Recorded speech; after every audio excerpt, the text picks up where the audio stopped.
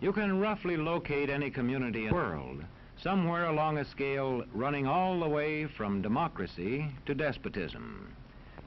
One to the democracy end, another somewhere in the middle, and a third.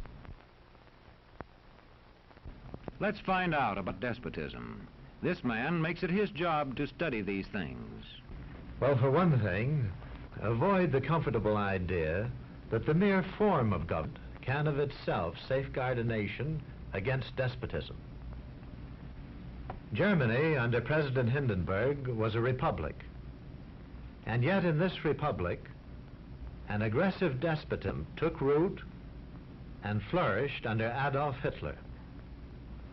When a competent observer looks for signs of despotism in a community, he looks beyond fine words and noble phrases. For which it stands, one nation, indivisible, with liberty and justice for all. Many observers have found that two workable yardsticks help in discovering how near a community is to despotism: the respect scale and the power scale. A careful observer can use a respect scale to find how many citizens get an even break. As a community moves towards despotism, respect is restricted to fewer people. A community is low on a respect scale if common courtesy is withheld from large groups of people on account of their political attitudes. If people are rude to others because they think their wealth and position gives them that right, or because they don't like a man's race or his religion.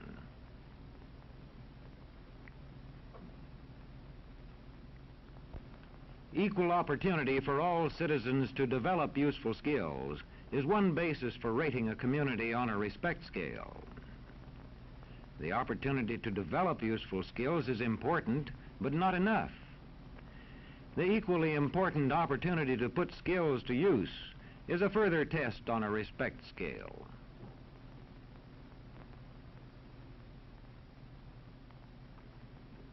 A power scale is another important yardstick of despotism. It gauges the citizens' share in making the community's decisions. Communities which concentrate decision-making in a few hands rate low on a power scale and are moving towards despotism. Like France under the Bourbon kings, one of whom said, "The state, I am the state." Today, democracy can ebb away in communities whose citizens allow power to become concentrated in the hands of bosses. What I say goes, see? I'm the law around here. The test of despotic power is that it can disregard the will of the people. It rules without the consent of the governed. Look beyond the legal formalities of an election in measuring a community on the power scale to see if the ballot is really free. If the citizens can vote only the way they're told, a community approaches despotism. When legislatures become ceremonial assemblies only and have no real control over lawmaking, their community rates low on a power scale.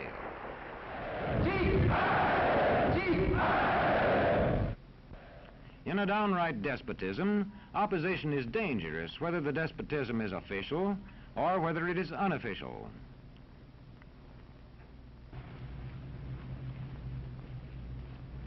The spread of respect and power in a community is influenced by certain conditions, which many observers measure by means of the economic distribution and information scales.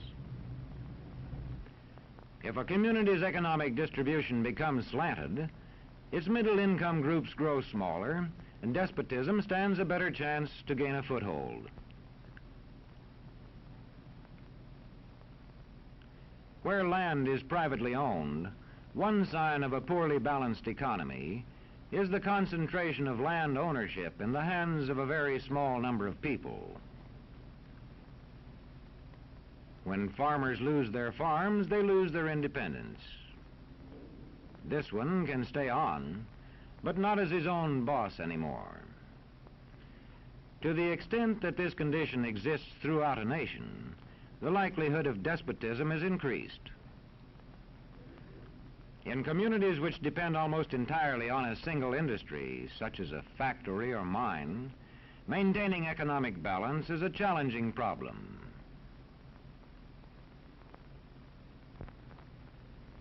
If this condition exists over the nation as a whole, so that the control of jobs and business opportunities is in a few hands, despotism stands a good chance.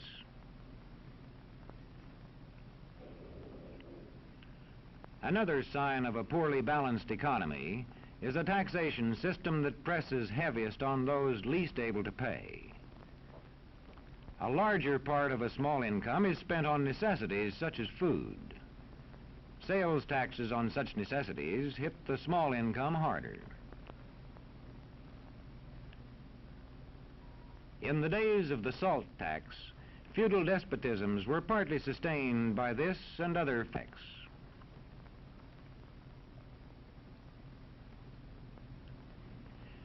A community rates low on an information scale when the press, radio, and other channels of communication are controlled by only a few people, and when citizens have to accept what they are told.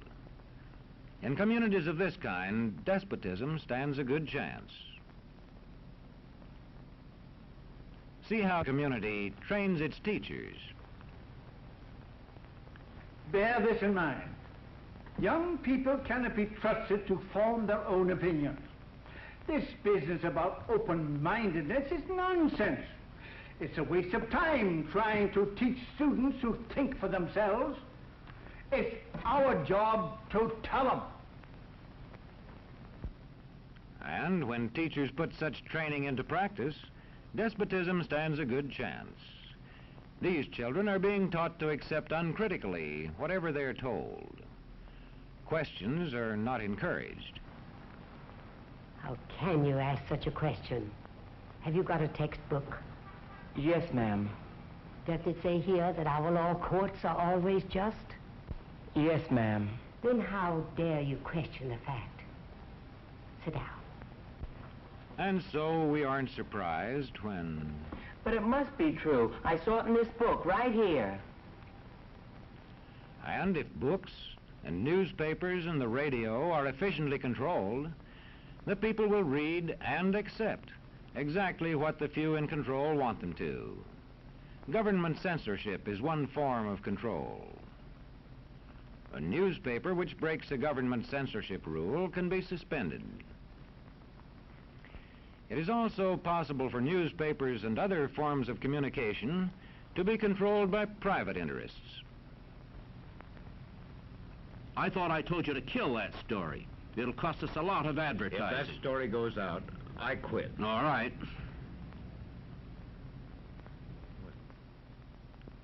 What sort of community do you live in?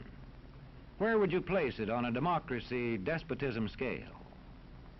To find out, you can rate it on a respect scale and a power scale. And to find out what way it is likely to go in the future, you can rate it on economic distribution and information scales. The lower your community rates on economic distribution and information scales, the lower it is likely to rate on respect and power scales, and thus to approach despotism.